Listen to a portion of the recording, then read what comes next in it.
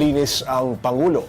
Yan ang sagot ng palasyo sa akusasyon ni Senator Amy Marcos na nagdodroga umano ang kanyang kapatid na si Pangulong Bongbong Marcos.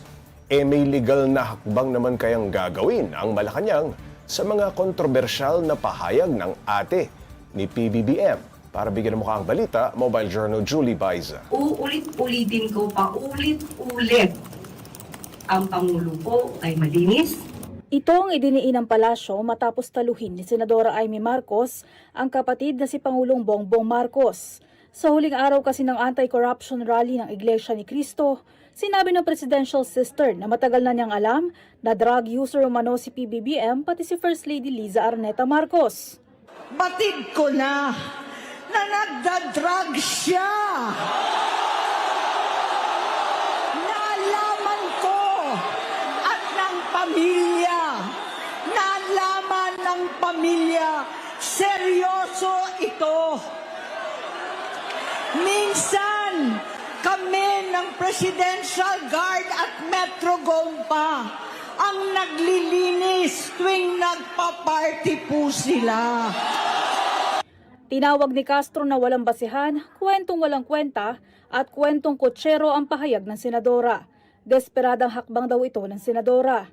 Sa hamon naman na magpa-hair follicle drug test si PBBM, sagot ng Malacanang, Uulit-ulitin natin, hindi po tayo magpapadala kung ano ang sinasabi ng mga makiingay. Matagal na po itong naresolba. Git pa ni Castro, malinaw naman daw kung sino ang pinoprotektahan ng senadora at hindi ito ang Pangulo. Mas pinoprotektahan niya ang mga taong may issue about corruption. Mas pinoprotektahan niya ang mga taong umamin ng murder kaysa sa kapatid niya na nagsasagawa lamang ng pagpapaimbestiga para mawala, masugpo ang korupsyon sa bansa. Sa mga humihirit naman ang pagbibitiw sa pwesto ni PBBM dahil sa mga isiniwalat ng kapatid, heto ang banat ng palasyo. So kailangan pa po bang i-memorize ito? Lahat naman yata ng supporter ng Vice Presidente ang nais ay paalisin sa pwesto ang Pangulo. Bakit? Para umalis ang Vice Presidente? So hindi po opsyon sa administrasyon, sa Pangulo ang pagbibitiw. Ayon sa palasyo, sa ngayon ay wala pa silang planong gumawa ng anumang legal na hakbang laban kay Senadora Amy Marcos. Ipinauubaya rin nila sa DOJ o sa Ombudsman kung iimbestigahan ang mga naging pahayag ng presidential sister. Mga kapatid, Mobile Journal Julie Baiza po, hatid ang mukha ng balita. Pag-usapan pa natin ang mga isyong sinagot ng palasyo kasama si Mobile Journal Julie Baiza.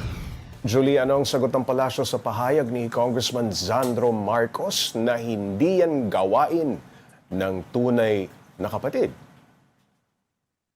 Pops J, kanina kasi marami ng iba't ibang interpretasyon na lumalabas doon sa naging post o sagot ni Congressman Sandro Marcos sa kanyang tiyahin na Senadora Amy Marcos. Kaya natanong na rin sa palasyo. Ang sabi ni Palace Press Officer Claire Castro kanina, initially ang sabi niya, she cannot speak for Congressman Sandro. Pero kung siya ang tatanungin, sa palagay daw niya, karakter daw yung pinapatungkulan ni Congressman Sandro dyan. Ang tinutukoy daw nito, yung attitude o ugali ng isang kapatid. Kasi dito daw sa Pilipinas, sa ating mga Pinoy Pops J, hindi naman daw talaga common yung maninira ka, lalo na kung kapatid mo pa. Okay, Julie, sabi ng Malacanang, ipaubaya sa Ombudsman kung mag-iimbestiga. May balita ba kung gagawin nila ito?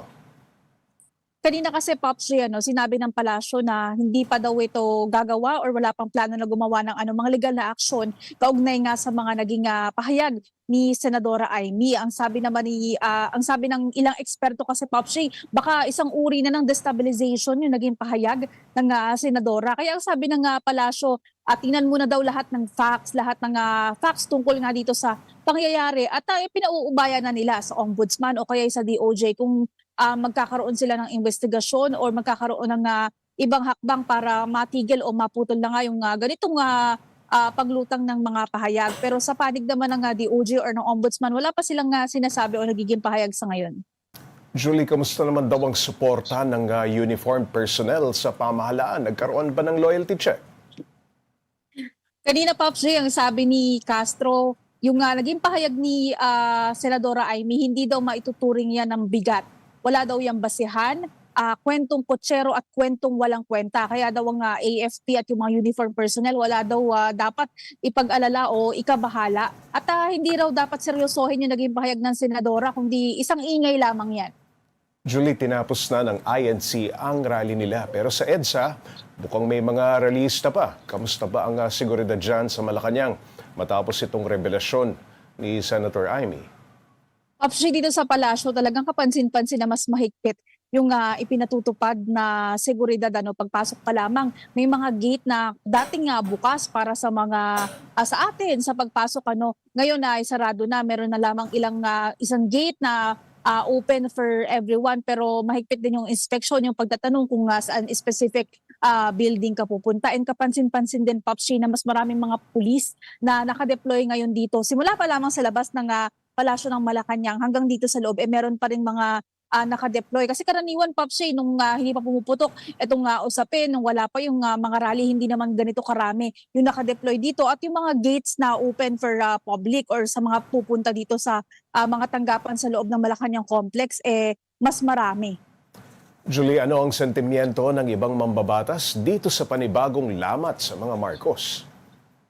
Kanina, Popshi, nakita natin si Senador Ping Lacson, ang sabi niya kahit hindi daw sila close ni Pangulong Bongbong Marcos, nakakaramdam siya ng awa. Tinanungan niya yung mga kausap niya kanina na kung kayo ba sinisiraan or sisiraan kayo, magsasabi ng ganong pahayag yung kapatid niyo sa grandstand, haharap sa tao, anong mararamdaman niyo? Kumbaga parang pinaparamdam niya na masakit yung ganong nangyari. Pero wala naman ang ibang ipinahayag si Senador Ping Lacson. Basta ang sinabi niya, naaawa siya at tinanong niya anong mararamdaman mo kung gagawin din yan sa'yo. Julie, nasaan ngayon ang Pangulo? Popshi, kaninang umaga si Pangulong Bongbong Marcos umikot siya sa mga lugar sa Bicol Region, partikular dyan sa Tiwi, Albay. Tinignan niya ano yung sitwasyon pagkatapos ng pagtama ng bagyong Uwan at nagdala rin ng mga tulong. Based on sa monitoring natin dyan sa Tiwi, Albay, nagkaroon din ng pakikipag-usap ang Pangulo sa ilang mga opisyal dyan para sa assessment at reporting ng mga damage na iniwan o pinsala na iniwan ng bagyo dyan sa lugar. Specifically dyan sa eskwelahan na pinapakita sa larawan, ginonsulta niya ano ba yung mga dapat ayusin at ano pa ba yung mga pangangailangan. Ngayong hapon naman, meron ding event si Pangulong Bongbong Marcos na bukas for coverage. And tomorrow, business as usual. Meron pa rin siyang panibagong dadaluhang pagtitipon. Julie, nakausap na ba ni Yusek Claire si PBBM? May basbas ba niya lahat ng sinabi laban dito kay Senator Amy? Actually, Popshi, kanina itinanong namin kung nagkausap na sila ni Pangulong Bongbong Marcos kasi very obvious din na mas maanghang na, mas matapang na yung sagot ni Yusek Claire ngayon tungkol nga dito sa kay Senadora Amy Marcos. Dati kasi parang nag-hold back, kumbaga hindi all out yung nagiging pagsagot kasi sinasabi nga ng palasyo, sinasabi nga ng Pangulo noon, hindi naman niya papatulan yung kanyang ate, yung kanyang kapatid. Pero kanina nga, ang sabi ni Palace Press Officer Claire Castro, nakausap niya ang Pangulo at may basbas daw ng Pangulo kung ano man yung mga sinasabi niya sa atin sa media o ano man yung mga isinasagot niya. Kasi ang pangunahing tungkulin naman daw ni Castro, hindi lang maging tagapagsalita o magbigay alam tungkol sa mga programa ng administrasyon, kundi labanan din daw yung mga peking impormasyon. Kahit yun lamang daw yung ginagawa niya sa ngayon. Julie, sa ibang balita naman, handa pa rin ba ang palasyo na mag-extend ng proteksyon kung uuwi si dating Congressman Zaldico sa bansa? Ops, gaya ng nabanggit na rin noon ni Palace Press Officer Claire Castro, ang sabi nga niya kanina, kahit sino naman daw tao na uuwi sa Pilipinas at magsasabing may banta sa buhay, willing daw ang buong pamahalaan na tumulong at proteksyonan sila. Maraming salamat, Mobile Journal Julie Baiza.